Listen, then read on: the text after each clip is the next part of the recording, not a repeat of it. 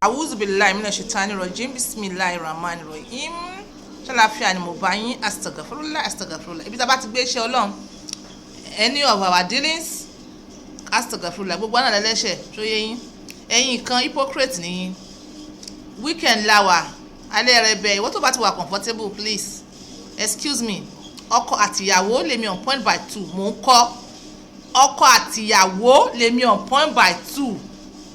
Ni mò ń kọ́. Ṣóyé yín, ọkọ àtìyàwó ní èmi on point by two ni mò ń kọ́. So mi ò fẹ́ hypocrite o, hypocrite mi ò fẹ́. Ẹ̀yin èèyàn ẹ má jẹ́ ká deceive ara wa. Kí ni oúnjẹ oko? Kí ni oúnjẹ òbò? Ẹ jẹ́ n sọ oúnjẹ oko àti oúnjẹ òbò fún yín. Ẹ ti gbọ́ nípa pé nǹkan tẹ́yẹ bá jẹ lẹ́yẹ ń gbé fò. Nǹkan tí ẹyẹ bá jẹ báyìí òun lẹ́yẹ ń gbé fò. Nǹkan tẹ́ bá jẹ sẹ́nu yín òun ló máa ṣiṣẹ́ sáfíìsì ní abẹ́ yín. Yálà ọkùnrin ni yálà obìnrin ni. Ìwọ tó bá yẹ pé ọtí ló mọ̀ ọ́n mu, tó bá rí i pé ọtí ló fi ń gbéra nísìn, jẹ́ kí n sọ fún ẹ, tó bá dọjọ́ alẹ́ ọtí yẹn ò ní ṣiṣẹ́ mọ́ o. Ọtí yẹn ó máa jẹ́ kí nǹkan ọmọkùnrin yẹn kó sákólé.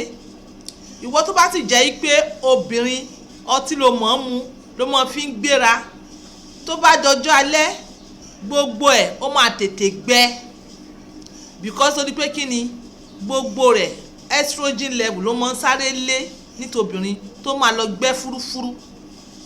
Ọkùnrin náà tó bá dọjọ́ alẹ́ láìpẹ́ láì jìnnà from 40 years ṣóyé yín, ó máa reduce the blood flow towards nǹkan ọmọkùnrin. Yálà ọtí ni yálà sìgá ni, èní kọ́ wọ́n ti ń sọ. Tó bá fẹ́ pè yẹn ló fi ń gbéra, tó wá natural foods tó máa fi ṣe irú nǹkan bẹ́ẹ̀ yẹn. Mo ti sọ lẹ́ẹ̀kan pé àwọn seasoning tá à ń jẹ, tẹ́ ẹ bá ń jẹ, because a lè ṣe ká mọ̀ jẹ seasoning yìí, tẹ́ ẹ bá ń jẹ ẹ mọ̀ ṣe flushing, ẹ mọ̀ mu plenty of water, ẹ mọ̀ mu fruits àtọkùnrin àtobìnrin, ẹ mọ̀ mu fruit tó lómi lára dáadáa, wọ́n good fún flushing. Ṣóyé yín, kí wá ní oúnjẹ oko, kí ni oúnjẹ òbò? Lẹ́yìn àwọn nǹkan tẹ́ ẹ jẹ tí mo sọ pé nǹkan tẹ́ ẹ bá jẹ lẹ́yẹ ń gbé fò, oúnjẹ oko náà ni òbò, oúnjẹ òbò náà ni oko. Nítorí nígbà tó bá tilẹ̀ jẹ oúnjẹ alálùbáríkà tó ń mu omi alálùbáríkà, ẹ̀yin èèyàn ẹ máa mu mi o, ẹ máa mu mi, omi ó dáa gan. Ṣóyé yín, tó wá jẹ gbogbo ẹ̀ tó wà lọ́kọ, ìgbà wo ni ò ní dògún?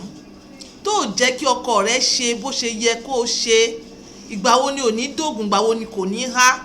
Oúnjẹ tó wá ní o jẹ bá ṣe ń kọ èyí, tó wá jóúnjẹ alálùbáríkà, tó mu omi alálùbáríkà, tó mu àwọn fúrúùtù alálùbáríkà, tó gbà fún ọkọ rẹ mọ́, ó máa padà wá há náà ni, ó máa padà wá dògún náà ni. So tó wọ́n bá ná ọkàn lé torí tọlọ́run, gbà fún ọkọ rẹ léròkóòrè.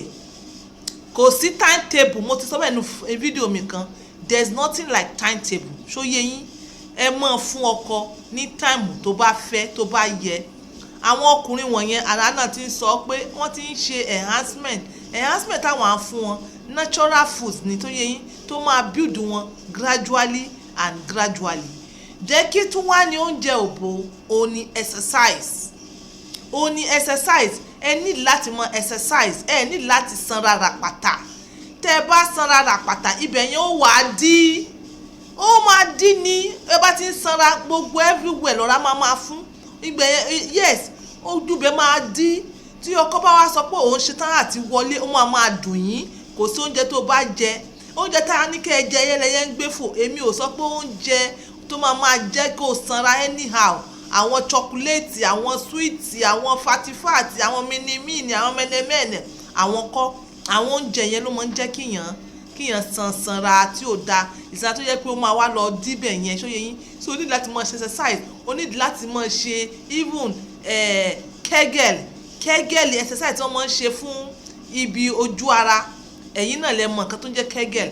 Ètò bá tọ̀ díẹ̀ ẹsẹ̀ mọ exercise ibẹ̀ yẹn ni òun jẹ́ kó contrast. Ṣóyé, so wàá wá ní ability to open and close, open and close, open and close. Do you understand me? So yẹ yín ẹ mọ yes ẹ mọ gbà fọ́kọ yín ẹ sì mọ gbàgbé eré alákọ̀ọ́kọ́ bẹ̀rẹ̀ tá à ń pè ní ẹ̀yin náà mọ̀.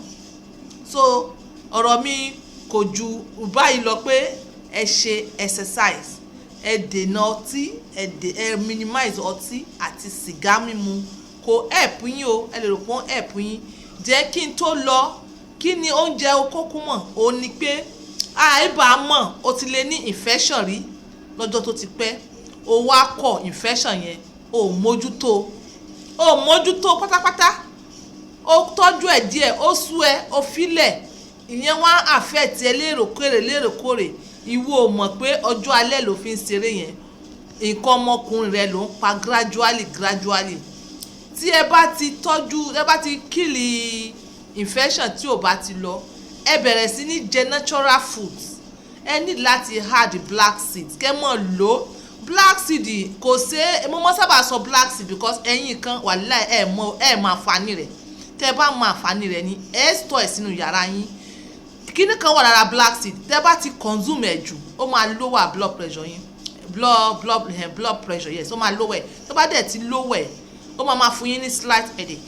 Tó bá dẹ̀ ti fún yín ní slight headache, ẹ mọ̀ nǹkan tẹ́ máa ṣe, ẹ cut ẹ̀ for that time. Kò kí n ṣe pé ẹ cut ẹ̀ forever rárá, cut it for that time. Ẹ lè reduce the quantity tẹ́ ẹ mu, kẹ́ ti reduce ẹ̀ ṣó yẹ yín, kẹ́ ẹ tún fún ní longer duration. Ẹ gbọ́dọ̀ yọkù nínú ara yín. Tá bá ní ẹnìkan tó ní infection tí ò lọ, ìwọ bẹ̀rẹ̀ sí ní ṣe lo black seed yẹn díẹ̀. Kó dẹ̀ wá ṣe kí ni gbogbo àwọn undies yẹ kó do away with them or buy another one. Ṣó yẹ yín, ẹ ṣáà ti pè mí on point by 2. Kò sí nǹkan tó yẹ Ọlọ́run, agbára Ọlọ́run ò ká, kò sí nǹkan tára gbọ́dọ̀ ká. Ẹ má jẹ́ kí fídíò yìí pọ̀ púpọ̀. Ó ní pé gbogbo àwọn nǹkan yìí, kí ni oúnjẹ okó, kí ni oúnjẹ ògùn? Ó ní ìfẹ́ ìwà àtọkọ rẹ, ìbálòpọ̀ láàrin yín, òun náà ni oúnjẹ ara yín. So this is on point by 2 using my words for others. Bye for now.